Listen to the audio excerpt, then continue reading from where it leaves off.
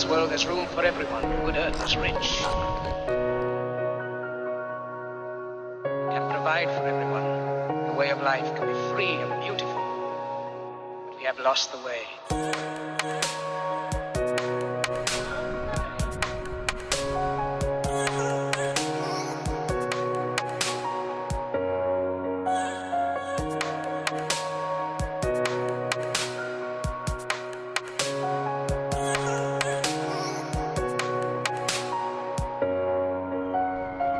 Think too much, feel too little. More than machinery, we need humanity. More than cleverness, we need kindness and gentleness.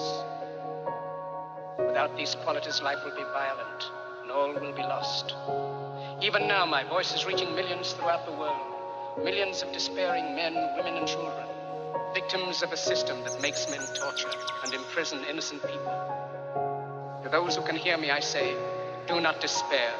The misery that is now upon us is but the passing of greed, the bitterness of men who fear the way of human progress.